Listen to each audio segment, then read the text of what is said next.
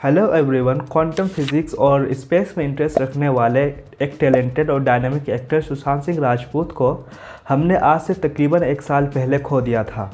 और उसके बाद शुरू हुआ जस्टिस फॉर एसएसआर, जो बाद में नेपोटिज्म के अगेंस्ट एक कैंपेन में बदल गया। दोस्तों, अगर हम फिलहाल बॉलीवुड को देखते हैं तो हमें पता चलता है कि बॉलीवुड के अंदर ऐसे बहुत सारे टैलेंटेड एक्टर्स और एक्ट्रेसेस हैं जिनका किसी न किसी एंगल से नेपोटिज्म से रिलेशन है।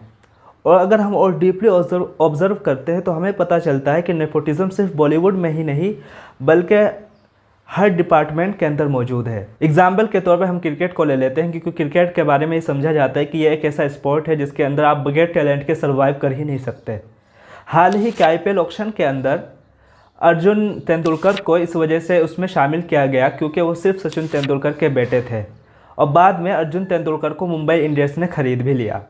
अब पॉलिटिक्स में नेपोटिज्म की बात कर लेते हैं। नेपोटिज्म के खिलाफ बढ़ चढ़ कर बोलने वाली ruling right wing party BJP के 2019 के इलेक्टेड मेंबर ऑफ पार्लियामेंट्स का 1/3 किसी न किसी पॉलिटिकल पार्टी से बिलोंग करता है। इसका मतलब ये हुआ कि 30% मेंबर ऑफ पार्लियामेंट नेपोटिज्म की देन है। पॉलिटिक्स में नेपोटिज्म के एग्जाम्पल के तौर पे हम ले सकते हैं गांधी फैमिली को, जिसके अंदर इंदिरा गांधी, संजय गांधी और राहुल गांधी और राजेश पायलट और सचिन पायलट है। अब बात करते हैं अमित शाह के बेटे अजय शाह की, जिनको बीसीसीआई का सेक्रेटरी बना दिया गया। हालांकि उनके पास न क्रिकेट का कोई एक्सपीरियंस है, न उन्होंने कभी क्रिकेट खेला है, लेकिन उनको सिर्फ अमित शाह के बेटे होने की वजह से बीसीसीआई का सेक्रेटरी बना दिया गया। एक बहुत क्लियर एग्जांपल है पॉलिटिक्स के अंदर नेपोटिज्म की।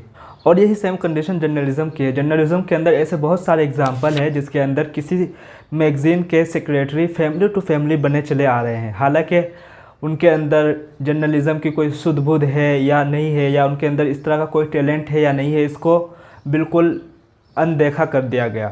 बस अगर वो उस फैमिली से बिलोंग करते हैं तो वो इस मैगज़ीन के या उस न्यूज़पेपर के सेक्रेटरी बन जाते हैं।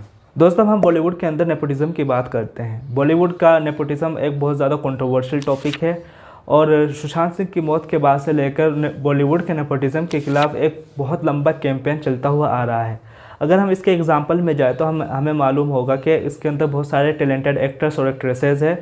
एग्जांपल के तौर पे हम राकेश रोशन के बेटे ऋतिक रोशन को ले सकते हैं, और इसी तरह कपूर फैमिली के अंदर राज कपूर और फिर उनके बेटे ऋषि कपूर और फिर उनके बेटे रणबीर कपूर, और इसी तरह राज कपूर के दूसरे बेटे रणधीर कपूर और फिर उनकी बेटियां हैं करिश्मा कपूर और करीना कपूर। ये सब ऐसे टैलेंटेड एक्टर और एक्ट्रेसेस हैं जिन्होंने हमको एक से एक हिट फिल्में दी है और बॉलीवुड को वर्ल्ड की सेकंड बिगेस्ट इंडस्ट्री बना दिया है। लेकिन अगर दूसरी तरफ हम बॉलीवुड के अंदर देखें तो हमें आउटसाइडर स्टार्स बहुत ही कम नज़र आएंगे।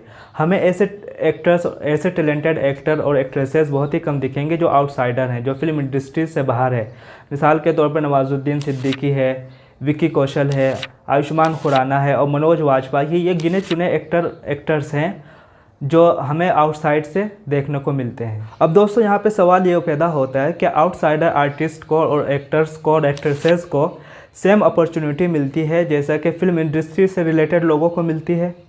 अगर हम इसका जवाब ढूंढते हैं तो हमें पता चलता है कि ऐसा बिल्कुल नहीं है। बहुत से प्रोड्यूसर्स और डायरेक्टर्स का ये मानना है कि हम इनसाइडर्स को, यानी बॉलीवुड के अंदर वालों को और स्टार किड्स को एक मौका देते हैं। अगर उनके अंदर टैलेंट होता है तो वो इस मौके को, इस अपॉर्चुनिटी को ग्रैब करके आगे बढ़ जाते हैं। लेकिन सवाल ये पैदा होता है, क्या आउटसाइडर को ये अपॉर्चुनिटी मिलती है? ऐसा बिल्कुल नहीं। आउटसाइडर को पहले बहुत छोटे छोटे रोल्स मिलते हैं, उनको साइड रोल्स दिए जाते हैं। धीरे धीरे उनको अपनी जान पहचान बनाने में और इंडस्ट्री में अपनी पहचान बनाने में बहुत टाइम लग जाता है। और अक्सर लोगों के साथ तो ऐसा होता है, उनके काम करने की एज भी ख़त्म हो जाती है जब उनको बॉलीवुड के अंदर कुछ थोड़ी मोटी जान पहचान मिलती है।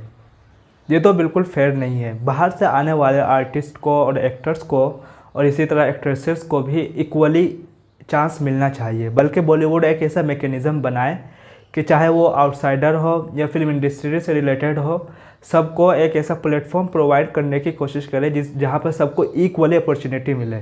फिर जो आदमी उसमें टैलेंटेड होगा और जो आर्टिस्ट अपने टैलेंट को लोगों के सामने अच्छे से दिखाने के काबिल होगा, लोग उसको एक्सेप्ट करेंगे और उसको हिट कर देंगे। दोस्तों, बहुत से लोग ये कहते हैं कि बॉलीवुड के अंदर, इंडस्ट्री के अंदर के लोग और स्टार किड्स सोर्स यूज़ करके उनको जल्दी फिल्में मिल जाती हैं और लीड रोल्स मिल जाते हैं। तो अब सवाल पैदा होता है, क्या सोर्सेज को यूज़ करना भी नेपोटिज्म के अंदर आएगा? अगर फिल्म इंडस्ट्री से बाहर का कोई आर्टिस्ट सोर्स यूज़ करके किसी फिल्म के अंदर लीड रोल ले लेता है या कोई बड़ा रोल लेने की कोशिश करता है, तो क्या ये भी नेपोटिज़म में शामिल होगा?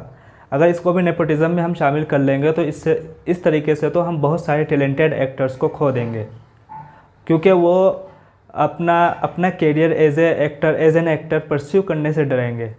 वो ये डरेंगे कि अगर वो अपना career as an actor pursue करने की कोशिश करेंगे तो लोग उनको नेपो किड्स या नेपोटिज़म से आगे आने वाला कह देंगे। दोस्तों, अगर हम देखते हैं तो नेपोटिज़म सिर्फ बॉलीवुड के अंदर ही नहीं है, क्योंकि आजकल ये माहौल बना हुआ है कि नेपोटिज़म को सिर्फ बॉलीवुड से जोड़कर देखते हैं, जबकि नेपोटिज़म हर जगह है।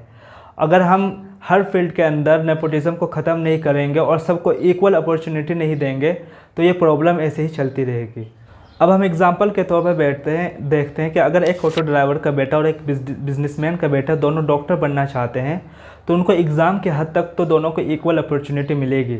लेकिन अगर वो दोनों बच्चे, एक बिजनेसमैन का बच्चा और एक गरीब का बच्चा, अगर वो टेस्ट क्लियर नहीं कर पाते तो बिजनेसमैन के पास एक अपॉर्चुनिटी है कि वो अपने बच्चे को अच्छे से अच्छी यूनिवर्सिटी में फ़ीस देकर पढ़ा सकता है। लेकिन उस गरीब के पास ये मौका नहीं है, क्योंकि उसके पास इतने पैसे नहीं है कि अपने बच्चों को किसी अच्छी यूनिवर्सिटी या कॉलेज के अंदर एडमिशन करा दे ताकि वो भी डॉक्टर बन सके। तो दोस्तों, ऐसे गरीब बच्चे जिनके पास रिसोर्सेज नहीं है या जिनके पास पैसे नहीं है ताकि वो किसी अच्छे कॉलेज में जाकर अपनी ड्रीम को परस्यू कर सके या अपने एजुकेशन को परस्यू कर सके, उनके लिए गवर्नमेंट जो है स्कॉलरशिप के प्रोग्राम चलाती है ताकि उनको भी मौका मिल सके और वो भी अच्छे से अच्छे कॉलेज में जाके अपने ड्रीम को और अपने एजुकेशन को परस्यू कर सकें। तो कुछ लोग इनके ऊपर सवाल उठाते हैं कि तुम लोग तो गवर्नमेंट के स्कॉलरशिप के प्रोग्राम की वजह से यहाँ पर पढ़ रहे हो या कोई डिग्री हासिल कर रहे हो। दोस्तों, आप खुद ही सोचो, अगर ऐसे लोग गवर्नमेंट के प्रोग्राम के बगैर या स्कॉलरशिप प्रोग्राम्स के बगैर कुछ हासिल करने की कोशिश करे, कोई एजुकेशन हासिल करने की कोशिश करे या किसी अच्छे कॉलेज या यूनिवर्सिटी के अंदर एडमिशन लेने की कोशिश करे, तो क्या ऐसे लोगों के लिए पॉसिबल है कि वो ज़ीरो लेवल से उठकर एक सक्सेसफुल इंसान बन सके? प्रैक्टिकली ये बिल्कुल भी पॉसिबल नहीं है और इसके एग्ज़ाम्पल भी बहुत ही कम है। मिसाल के तौर पे, एग्ज़ाम्पल के तौर पे हम ले सकते हैं APJ डॉक्टर अब्दुल कलाम को, जिन्होंने अपने दम पर ज़ीरो लेवल से उठकर एक महान साइंटिस्ट बने और अपने आप को एक सक्सेसफुल इंसान बनाया। लेकिन ये ऐसे मिसाल है जो बहुत ही कम है, ना के बराबर है। तो दोस्तों, ये बात तो क्लियर है कि नेपोटिज़म हर जगह है और हम नॉर्मल लाइफ में भी इस बात को हर जगह एक्सपीरियंस कर सकते हैं। और यही सुशांत सिंह राजपूत का भी मानना था कि नेपोटिज़म तो हर जगह है, लेकिन सबको हर जगह समान अपॉर्चुनिटी मिलनी चाहिए, इक्वल अपॉर्चुनिटी मिलनी चाहिए। दोस्तों, सुशांत सिंह राजपूत के बहुत सारे सपने थे। वो स्पेस में जाना चाहते थे। इवन वो अपने घर की छत के ऊपर बैठकर टेलीस्कोप लगाकर स्पेस को देखा करते थे।